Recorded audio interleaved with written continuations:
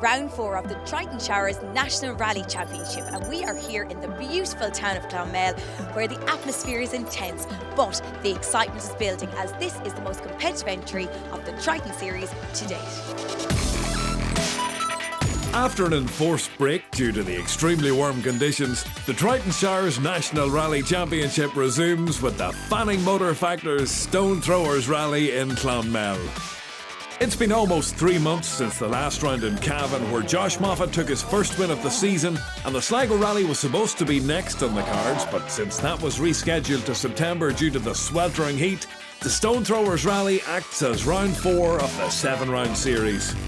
3 Donegal drivers occupy the top 3 positions on the championship leaderboard, but with third place Donna Kelly absent for this round, it's a chance for others to make headway on what could be a turning point of the season.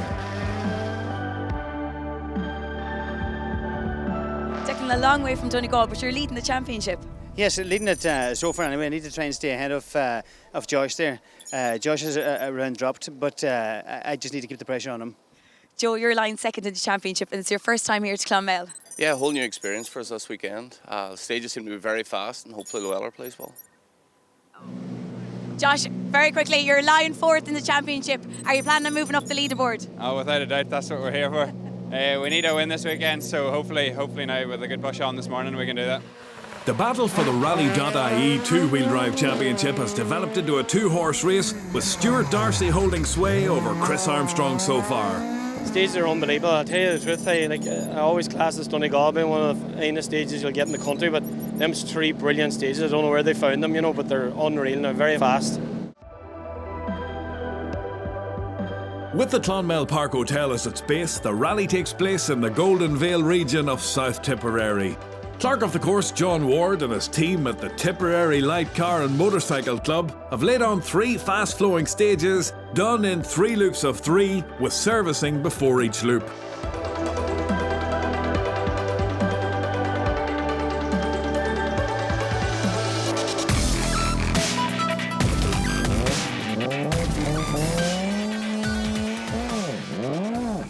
Josh Moffat caught everyone cold on the opener, going fastest by 11.8 seconds in his Fiesta R5.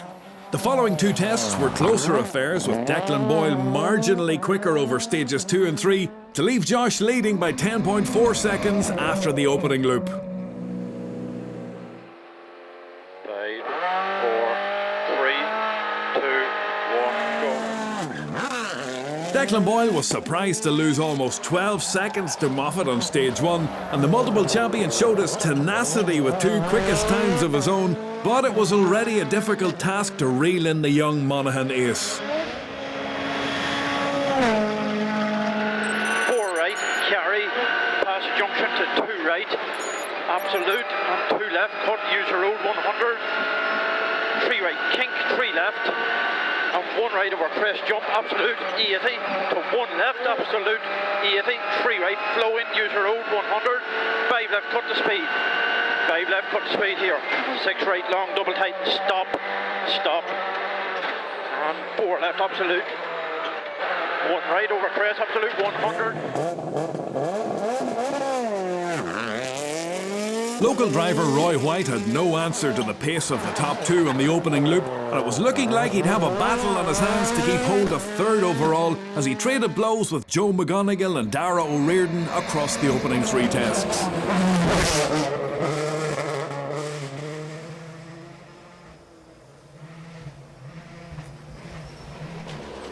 McGonigal was less than a second adrift, and the Muff driver would love to clock up a top 3 finish for the first time after over half a season campaigning in the Mini WRC. 1 right, 2 left, 33 right, opens line, small crest, into 1 left, then left over 150, turn, open hairpin left. 100. Slot square right. 150 to the top. 4 left at the gate, see it. Into 3 right. Dara O'Riordan only contested 1 round so far, taking 5th overall at the Circuit of Kerry, and the Cork man was just 1 second off McGonigal after the opening loop. Top Topping the two-wheel drive leaderboard after 3 was the Darrian T90 of Stuart Darcy. The Donegal driver was 6th overall and 5.7 seconds ahead of Chris Armstrong's Escort. Chris Armstrong felt he picked too soft a tyre for the opening loop and was confident he could improve with a harder compound on the repeat run. 4 right, Hooks 40, 2 right plus 100, flat 2 right, and the small crest step into 1 left, 150, turn 6 right, Hooks. 200. Flat 1 right, and the flat crest right, flat 1 right and the flat crest, and the flat 1 right over crest, into depth 150. Sandwiched between the two-wheel drive front runners and 7th overall was the Fiesta R5 of Daniel Cronin, whose service crew had to do makeshift repairs on the anti-roll bar after damage done on the opening loop. Wicklow's Daniel Barry had been 7th after 2 stages as he tried out his new Citroën DS3 R5. Sadly, he was off the road on stage 3, losing 3 minutes and slipping down to 40th overall. 100, 2 right, flat 1 left, and flat 1 left over crest, 80, 3 right in over crest, flat 2 left, 70, turn 6 right plus over loose. Putting it up to the big boys in his 2-litre Toyota Starlet, Johnny Jordan was 3rd in the two-wheel drive battle and 9th overall. 13 seconds adrift in his 2.5-litre Escort, Adrian Hetherington rounded out the top 10 after the opening loop.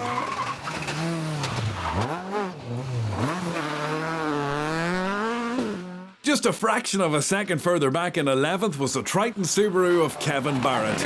The Maynooth man was delighted with another outstanding turnout as the championship goes from strength to strength. Yeah, absolutely. It's great to see it here. Like, you know, it's a great top 10. A lot of guys there will be in for a shout today, so the weather stays right. I think it'll be interesting. Holding second in Class 4, Kevin's son Paul Barrett failed to finish the previous 2 rounds, but with some of his championship rivals absent from the Stonethrowers rally, the event provided an opportunity to make gains on the Group N leaderboard. And 3 right plus continues and opens 60. To short 5 left, kink 80. We were probably on the wrong tyre as well, which didn't help matters, but we were getting sort of back into swinging things towards the end of the last stage, so hopefully we'll get a good one on the next loop and tighten the gap a bit. Not registered for the series, Brian O'Keefe was leading Class 4 by a margin of 19 seconds in his older model Mitsubishi.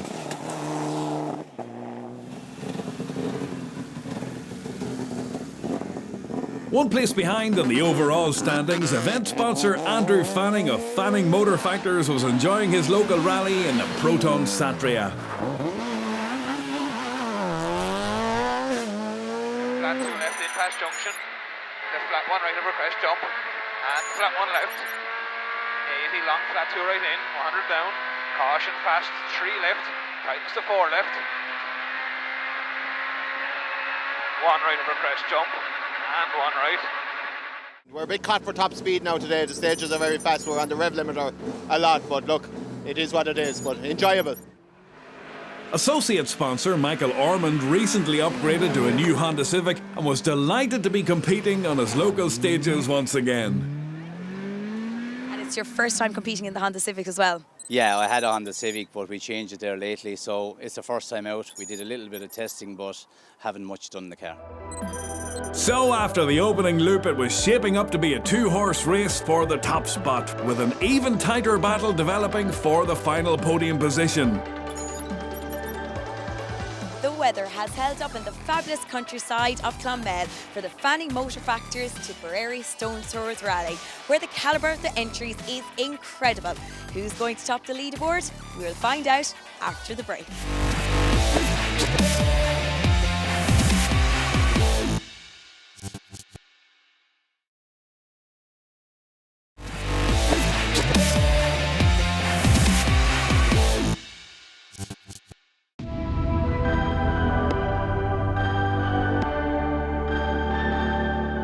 Welcome back to Clonmel for part 2 of the Fanning Motor Factors Stonethrowers Rally, round 4 of the Triton Showers National Rally Championship.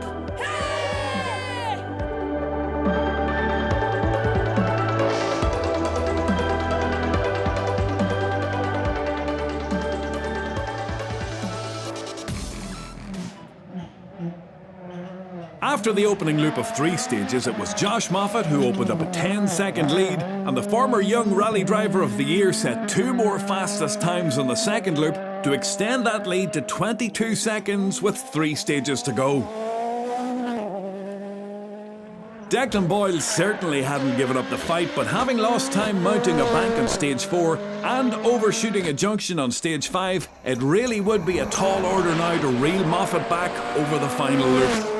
Right, you'll see it. Absolute over crest, past the pole, and 1 left absolute through the dip, 200 after it. 3 left slowing, 80, 5 right. So 3 left slowing, 80, 5 right. A better setup for the afternoon stages saw Roy White open up a bit of a gap back to 4th, and the former champion was driving with renewed confidence now. Yeah, the car's a lot better, I'm driving a lot better. The guys in front, they're getting away, but not getting away as fast. So we're going to make some more changes now and put a push on for the last 3. 10 seconds adrift in the Mini WRC, Joe McGonigal felt he was close to maximum attack now, but would be giving it his all on the final 3 to see if he could improve on 4th. Flat 1 right, then 60, flat pressed, 80 clear on the braking for slot 5 right, don't cut, 80. Jesus, she is unreal on the brakes. 3 left, the man 200, keep her at it. Darragh O'Riordan had no issues to report, but he slipped further off the pace to lie 23 seconds adrift in 5th overall. There was a new leader in the 2-wheel drive race as Chris Armstrong took advantage of some errors and mishaps by Stuart Darcy to lead by 16 seconds going into the final service halt. Chris, you're 16 seconds ahead of Stuart. How does that make you feel? Yeah, it's great. We had a good run through that loop. Stuart spun on stage 4 and we got a jump on him and took 11 out of him on stage 5. So we're happy enough for 16 ahead. We'll just try and keep it that way.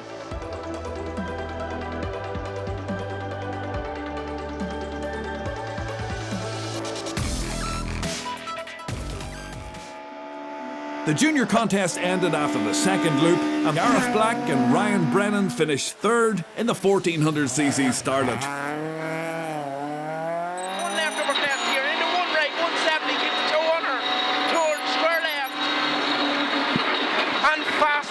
Out of it. And fast 3 left.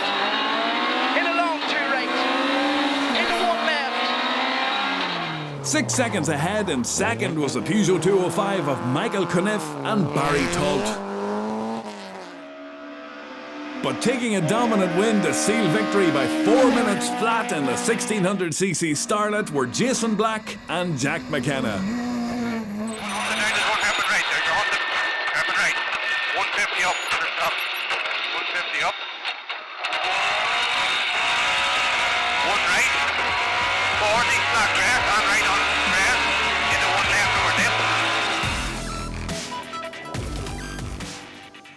Good win, good competition today, so happy to come out on top. See how we get on Sligo, hopefully wrap it up there. There was a close-fought battle for Class 1 honours where Mark Ashton finished 4th in his Honda Civic EK4. And turn 6 left. 60. And turn 5 right. Turn acute left. Round the island.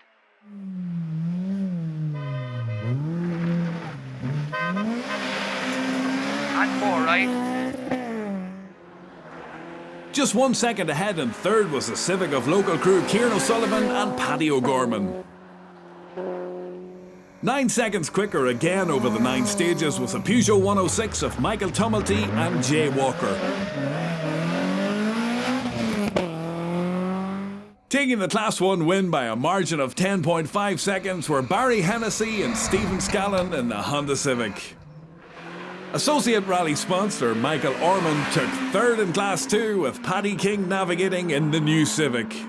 Ronan Denning and Carl Egan took the runner-up spot in the Citroen C2 R2 Max. Winning Class 2 on his home rally was Andrew Sheehan with Lisa Knox calling the notes in the Honda Civic. Paul Manton took the Class 3 win on home soil, much to the delight of navigator Adam Coffey's 2-year-old son Porrick, who was watching on from behind the ditches. Long, one right over crest OK. Into one left over bump OK. 170. One left and bump OK. 170. Two left. 100. Two left here. 100 short. Four right in at the wall. In Class 4, Paul Barrett and Declan Tumulty had to settle for the runner-up spot, but secure maximum points as class winners Brian O'Keefe and Sean Hayde aren't registered for the championship. Event sponsor Andrew Fanning took second in Class 5 and finished 18th overall, with Andy Hayes navigating in the Proton Satria S2000. Taking the Class 5 win and 6th overall in the Fiesta R5 were Cork crew Daniel Cronin and Shane Buckley. Kevin Barrett and Sean Mullally took the Class 7 trophy and finished 9th overall in the Subaru S14 WRC. 3 right in and 3 left into junction, right over crest, and 1 left, 100. Holy. That's the biggest save of my career. Oh. Where are we? Okay. Okay. Three left here, Titan, 4 left. It was great to see Lloyd Hutchinson back on the stages and leading Class 9 in his Austin Mini. Sadly, he retired with mechanical trouble after 6 stages. Lloyd's former navigator Kevin Flanagan took over the lead in another Austin Mini to win Class 9 with navigator Vanessa Hamilton. Pierce Doheny and Ailish Dunn won Class 10 despite persistent brake issues in the Opel Corsa, and they're now in a strong position in the Sureway Group's Southeast Stages Rally Championship. In Class 11F, Des Lyons took maximum championship points and won the Triton Showers Drive of the Day award.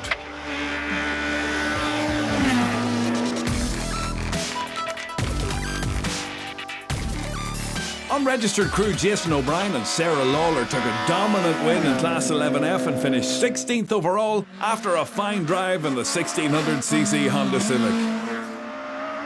In Class 11R, Mark O'Connor took second place with Dean Kelly calling the notes in the Escort Mark II. Turn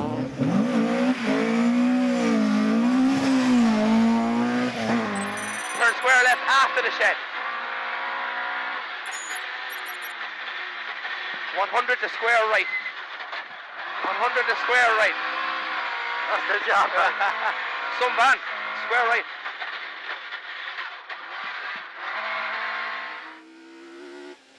But taking the class win in the Toyota Starlet were Cork crew Colin Roach and Derry Long.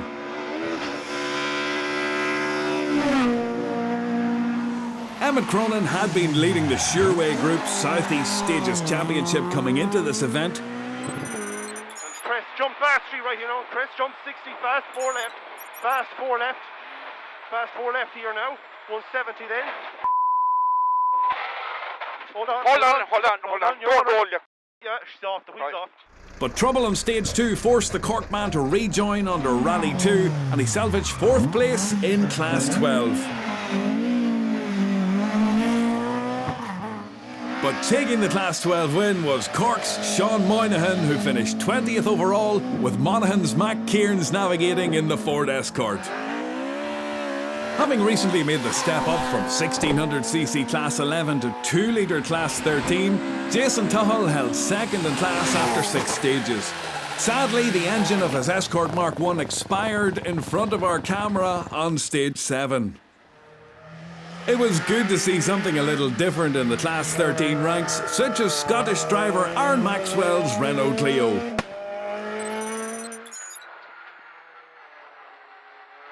Crest 5 right, keep right, and turn hairpin left round island.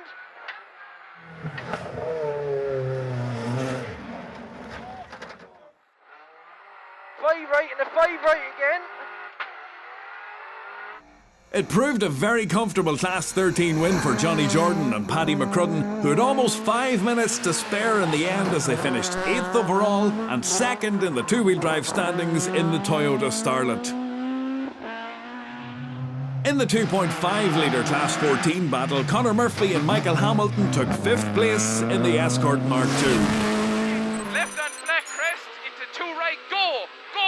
And 60, flat 1 left, and a flat 1 right, 170, turn square left. 170. Now, a fast 3 left. Yahoo! Fast 3 left, Bo, and a long 2 right.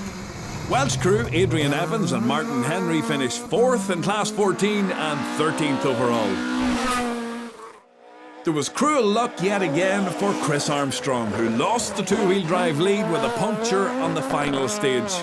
He finished 3rd in class and 11th overall with navigator Chris Melly.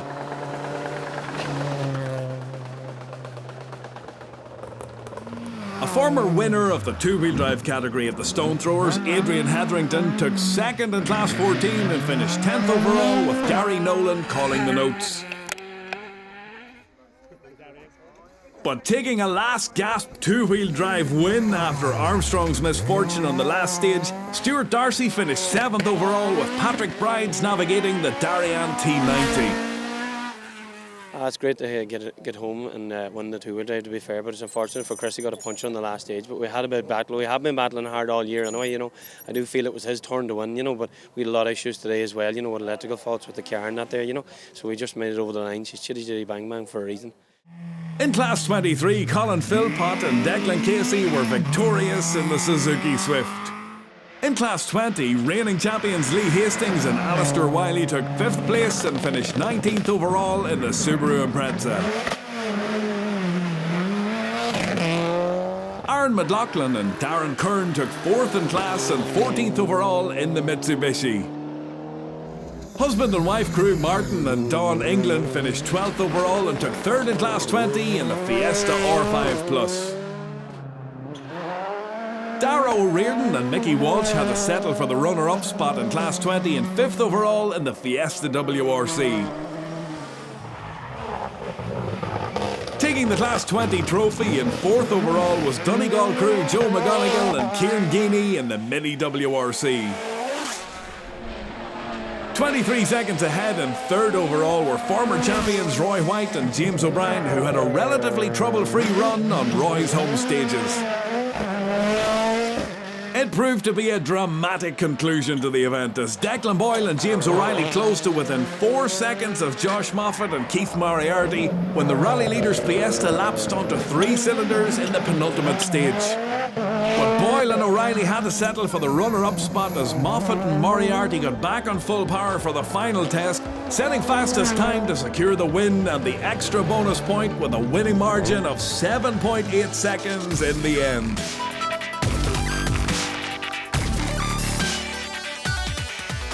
Thankfully, we got the car sorted between that and the last stage, and we had an on-rail last stage, and I suppose we got the bonus point as well for that. So, yeah, look at we're over the moon. And there's confirmation of the results for the Fanning Motor Factors Stonethrowers Rally, which sees Josh Moffat move up to 2nd place behind Declan Boyle on the overall leaderboard, with Joe McGonigal 3rd, Stuart Darcy 4th, and Roy White and Donna Kelly joint 5th.